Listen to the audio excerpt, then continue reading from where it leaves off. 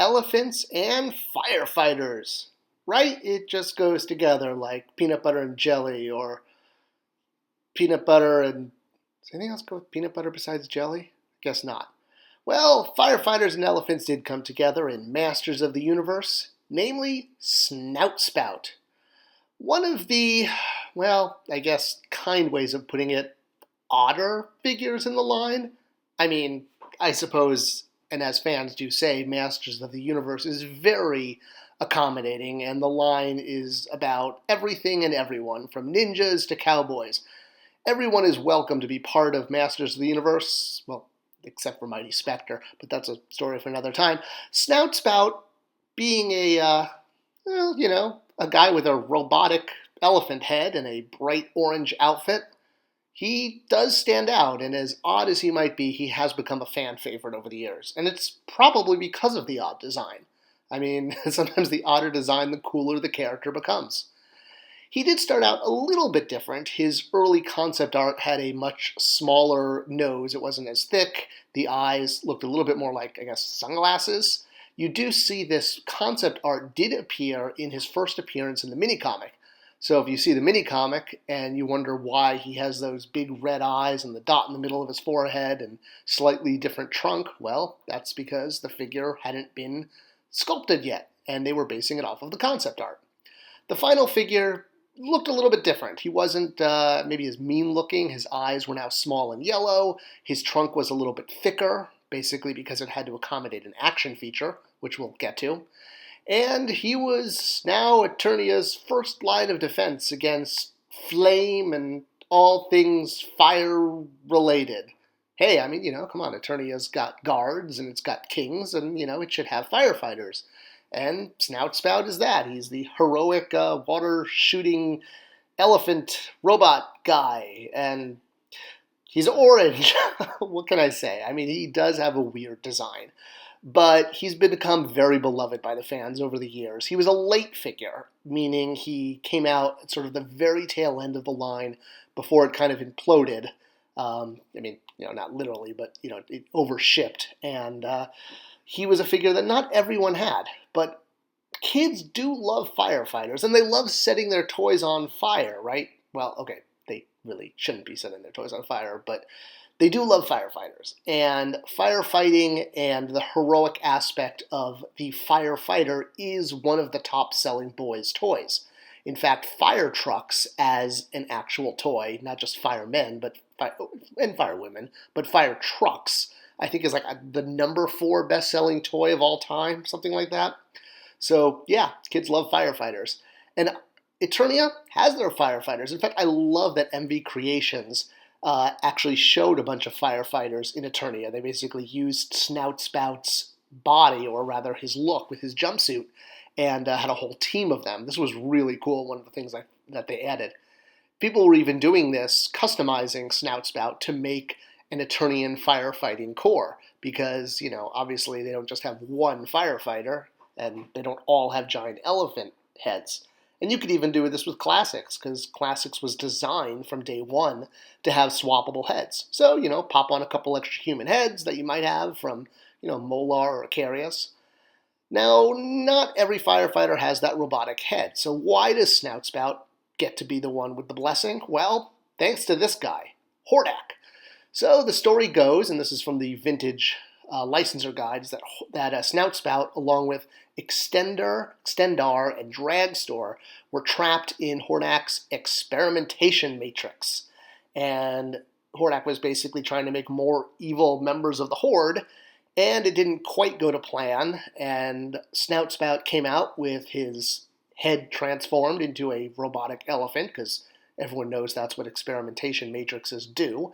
And he now had the ability to suck up water and spit it out at people. And he did that with gusto. While he didn't appear in the Masters of the Universe He-Man cartoon, he did make appearances in She-Ra, because, again, he was a late shipping figure, so he wasn't around in time for Filmation's He-Man and the Masters of the Universe cartoon. And his action feature was, pretty innovative at the time. You would essentially pour water into his backpack, which could then pump through his head and would shoot out through his snout. And yeah, I mean, it actually did work rather well. It worked better than Cobra Khan's spit, which came out more like mist. You can see here the difference between the Classics figure and the original, where the original you put water into the backpack. With the Classics figure, there was no water involved because there was no action feature, but the backpack did clip on just the same and, looked like it could maybe hold water, even though it didn't. And you can see here a cutaway of the nose, or rather a broken action figure, where with the snout removed, you can see the tube that went down through the head, or rather up through the backpack and down through the head, down through the trunk. So this is what carried the water out and enabled him to squirt. And with the nose on, he was ready for battle. I mean, if you had this figure as a kid, he was pretty beloved. He stood out with his pink gloves and his orange bodysuit and his bright blue underwear on the outside of his pants, like Superman and Batman wear. While he didn't make it into the 2000X series, the Horseman did sculpt him as one of the Staction figures. Staction meaning a statue action figure, meaning a non-articulated action figure. And I gotta say, I mean, they really did an amazing job on sort of updating him into the 2000X look, with all the extra rivets and lines and detail that they were able to do when translating all the rest of the figures. And I mean, he came out awesome. I mean, he looked much more like he was wearing armor than he was wearing a orange jumpsuit like he was in the vintage line. But like all figures, when you're translating them from one line to the next, compromises have to be made. And when making him into the Classics line, we really wanted to, I guess, make him special. Make the trunk really articulated, give him extra accessories, and kind of once again, this does sort of bite us in the behind, because it seemed like every time we went the extra mile and added extra articulation, like a bendy trunk in this case. Well, I'll get to that in a moment. As far as translating him into Classics, other than that, he basically used all the basic parts. Normal legs, normal arms, and he had his classic weapon as well as a brand new weapon that the Horseman created. His bio just recounted essentially what happened in the licensor kit about him going into the experimentation matrix and popping out with an elephant head. We did give him a real name of Jackston, because I have no idea where this name came from, but it sounded like a good name for him. There is a quick note to make on the white box that all of the MOTUC Classics figures shipped in. This was the shipper box, so that the figure inside and package would arrive as mint as possible. And this figure was the first in the line to include a sticker sheet. We did this because we knew, one, some of the early figures didn't have stickers on them, and two, people might like to draft other figures into different factions.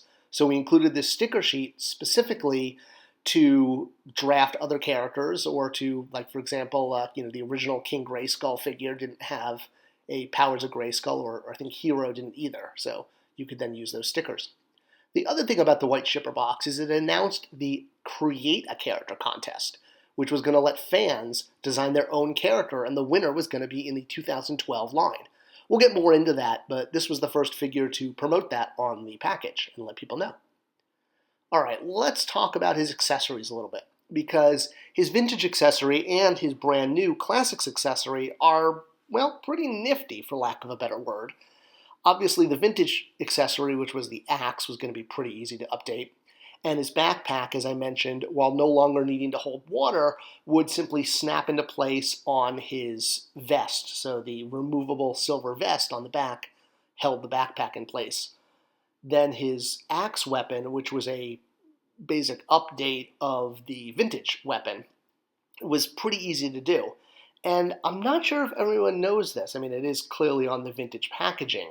But the axe, the other end of the axe, was actually designed both in Classics and with the vintage toy to hold the nose in place. So the idea was you flip the axe upside down, and that little kind of pitchforky end is literally used to clamp onto the nose so that Snout Spout can aim his trunk, because, that's what firefighters with elephant heads need to do. So yeah, that was a pretty easy update. The second one was an original item created by the Horseman, and this one has a neat story only in the sense of the design of it has a detail that I think went past a lot of fans. So it was basically a giant clamp that he would carry. Maybe he had this on loan from Clamp Champ. Actually, I think it was supposed to be like an attorney in Jaws of Life, something firemen would carry around. And if you look at the design, you will see it actually was purposely designed by the Four Horsemen to not only work as a Jaws of Life, but it's supposed to be an elephant. Basically, it doesn't work perfectly, but if you look at the way the jaws and those two gears are, they purposefully designed it so it would kind of give off a very elephant vibe, I guess you could say, for lack of a better word, with the tusks and the nose and the eyes. So, it's one of those things that, like, once you see it, you can't not see it. And as I mentioned earlier, we tried really hard with Snout Spout. We wanted to make his snout articulated. And this is one of those things where every time we tried a little bit harder, it would backfire. And basically, because of the way we did the nose, it caused tears. So as people would articulate the snout, which was meant to be articulated, it would actually break the snout, which, believe me, killed us. The designers and I were like, oh man, again, every time we go the extra mile and we try to come up with a way of making the figure articulate a little bit more, something kind of goes wrong, which is why towards the end of the line we stopped doing this. Like Octavia did not have bendy tentacles. It's like when your plan backfires, it's frustrating because we did this to try to go the extra mile. The reason is because we had to use the same material as the loincloth. So the loincloth and the nose were made of the same rubber. We couldn't afford to use 3 different types of material. So the nose couldn't be made of plastic, so it had to also work as the loincloth, and the loincloth needed to be slightly rubbery in order to allow the feet to move, or the legs to move. So that's why the snout had problems. It was made of the same material as the loincloth, and we didn't have an option of doing a 3rd material in the mold. We could only use 2. But to try to rectify the situation and provide a solution, we did include Snout Spout's 2000X head in the head pack that was released very late in the line. And this was deliberate because, one, he had a really cool looking 2000X head as designed by the Horsemen on the Staction figure, but also for those of you who had a bent or twisted or broken snout, you could now replace him with the 2000X head. And, of all the characters, he actually kind of almost looked the best with his 2000X head. Maybe him and Clawful. Didn't look as maybe odd as the Buzz-Off head or, the Roboto head doesn't look quite right on the body. But this one does. I think the 2000X head looks great on the standard classics figure, and you got to have a Snout Spout. And for those of you who didn't have one in the vintage line, now is a chance for everyone to get their own Snout Spout. And if your hose broke, then you could replace it with 2000X, and if it didn't, hey, more power to you. Now you can go fight some fires, Eternia style.